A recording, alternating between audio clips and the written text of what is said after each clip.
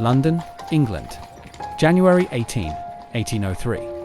A man is limping under the frosty morning of dead winter. A husk of his old self, his eyes have sunken deep, and his body, severely weakened from malnourishment. He keeps his head down and continues to walk, ignoring the gossip around him, alone in this dark void. Then, one more step, he sees it. The steps toward atonement. At last, under heavy breath, he finally reaches the top. For a moment, reality flashes before his eyes. Friends, family, them. This is it, he thinks. A large figure behind him tightens the rope. Then, a cloth over his face. Beneath him, the floorboard opens to eternity. 2 hours later, the man's body is not inside a coffin, but is lying over a wooden slab. Men, wearing dusty dark suits, surround him. A few in the back are holding pen and paper, hands shaking with anxiety. Behind a curtain, a weathered middle-aged man appears.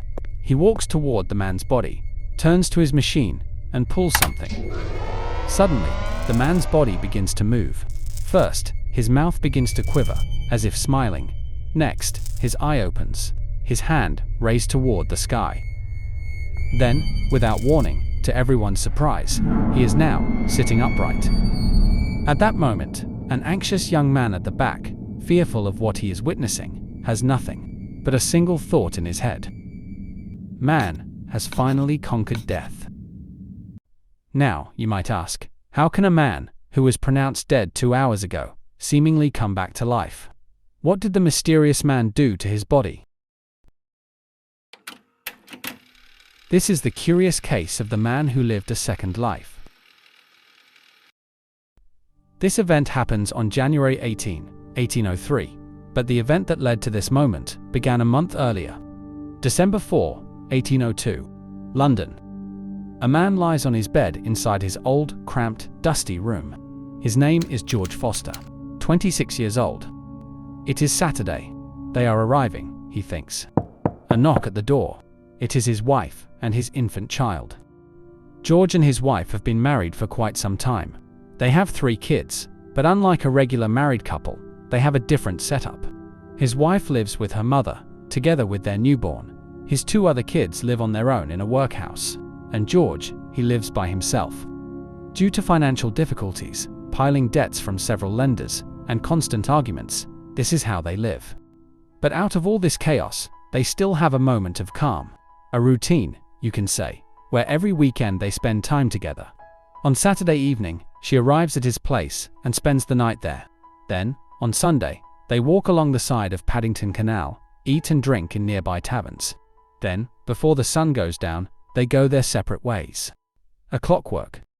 But on this fateful day, December 6, 1802, this routine is about to take a dark turn.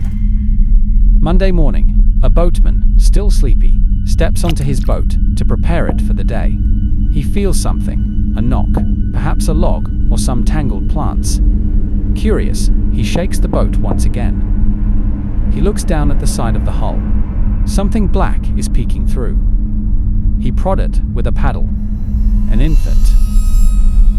3 days later, after another sweep of the canal, a body of a young woman is also found. A week has passed. George Forster is arrested for the crime of murder for the alleged drowning of his wife and child. The trial begins. There are 2 sides to the story. For the prosecution, the Sunday timeline is this. The accused and the victims walked and ate around the vicinity of Paddington Canal from 10 a.m. to 4 p.m. Around 4:30 p.m., a witness saw them together walking by the towpath.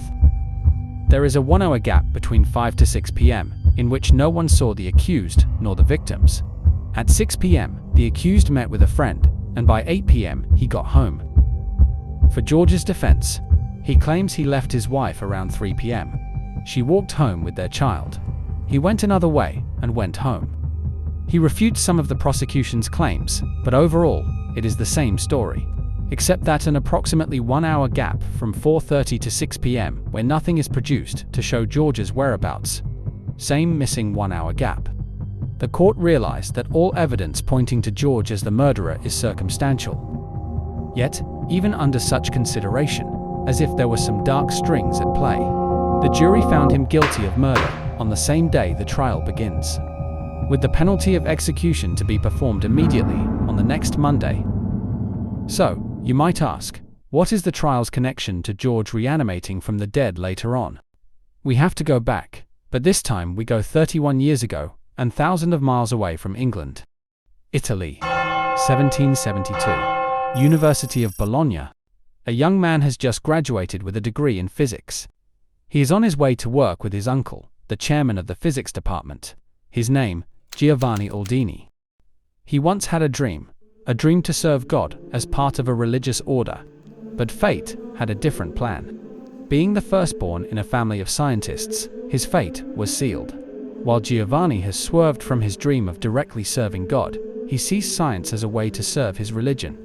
But this faith is about to be shaken to its core. One warm, windy August, his uncle decides it is time to do the experiment.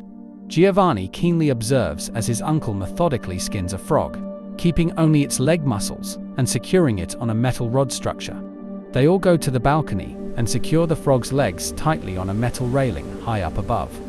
As the wind blows furiously, young Giovanni witnesses it. With his very own eyes, he sees it. Movement. As spears of lightning loom above the clouds, the frog's legs just move on their own, as if trying to warn them of the incoming disaster. As his pen scratches his paper, theories that would dictate his life flood his head. Is the frog truly dead? Isn't the soul the source of life? Can one return to the land of the living after crossing the bridge of death? For the next years after his uncle's death, Giovanni toils to continue his legacy. He wants to harness this unique energy and use it for the benefit of humanity. First, he experiments on frogs, then dogs, then cows. Eventually, he moves toward humans, parts of them, at least. But Giovanni, he is still unsatisfied. He wants an intact body. He had been experimenting on the bodies of executed criminals. The problem is, in Italy, France, and other countries he visited, the method of execution is under the blade of guillotine. Giovanni wants a body similar to a drowned person, to which he believes he can apply this energy to resuscitate them. Where can he find it? An execution that maintains the integrity of the physical body. As you have guessed it, it is in England. During the 1800s, their method of execution is through asphyxiation. And so, here we are, inside the Royal College of Surgeons Anatomy Theatre. Officials have successfully procured Giovanni a body as fresh as possible, 2 hours post-execution. With enthusiasm from the crowd, Giovanni begins his demonstration. Rods attached to the body, then to the machine. It is time. With a grinding buzz, the lifeless body of George Forster begins to move. First, his face. His mouth contorts, as if forming a smile. Then, his eye opens, shocking the crowd. And for the final act, George's body violently shakes, and suddenly sits upright. The crowd was so shocked, some walk out, while others refusing to look. Because before them, a man who crossed the bridge of death has returned. But Giovanni, his face screams disappointment. It is not enough, he thinks. As the machine dies down, George's body slaps back under the wooden slab, still lifeless. The show ends, but not without another surprise. One audience member, shaking with fear at what he witnessed, died that night, following George in his steps. And so, where is it? The connection I told you. First, let's meet the root of this experiment, the one who inspired Giovanni, his uncle, the world-renowned Luigi Galvani. He proposes that the brain is a storage of a new unique life force, different from natural electricity such as lightning from the sky, or those from animals such as eel or ray, which he called animal electricity. The theory claims that when a creature dies, this flow of energy stops, but through an outside source, perhaps a lightning, or, in Giovanni's case, a battery, this flow can be restored, thus restoring life. Galvani will be proven later half correct, as we now know electricity makes the muscle move, but it does not come from the brain. What Giovanni is doing is sending electricity to the muscle cells, and the muscle reacts to it by contracting, which creates an illusion of reanimation. Now, Do you remember the part where Giovanni needed an intact body? A few reports claim that George Forster may have been an unwilling sacrifice in the name of science. Some historians suggest that someone who works with the prison may have hurried the process to procure a body for Aldini's experiment. When Giovanni visited England, he was a star around Europe. The Royal College of Surgeons specifically invited him to perform his experiment. The idea is that at that time, there was no recently executed body available for the experiment, and coincidentally, or not, George Forster's case moved unusually fast. His trial barely lasted a day. His execution, which followed 6 days after the trial, was way too quick compared to the usual standard. No one saw him commit the crime. He was just simply the person last seen with the victims. Theories of his wife being suicidal or being drunk at that time, which could absolve him, were also thrown. He could have done it, or no. So, who was this someone at the center of rumor? Yes, Mr. Pass, the man who died after the show. He was a beadle of the Royal College of Surgeons, tasked with supervising these experiments. Accounts suggest he may have been involved in expediting the arrangement of procuring George's body. The trial went unusually quick for that time, ensured a fresh body was ready for Aldini. Whether this is by design or a mere coincidence of timing, we cannot confirm. News reports say that the stress of witnessing what many called a blasphemous act, the attempt to revive the dead, caused him to suffer a fatal heart attack.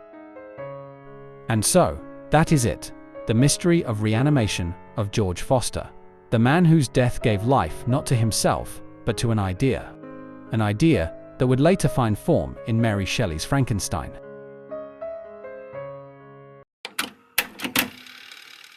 This file is closed, for now, but not forgotten. Thank you for watching. Leave your thoughts in the comment section down below. If you want to investigate some more curiosities, subscribe, so we can unfold more stories and unravel the mysterious, the bizarre, and the untold.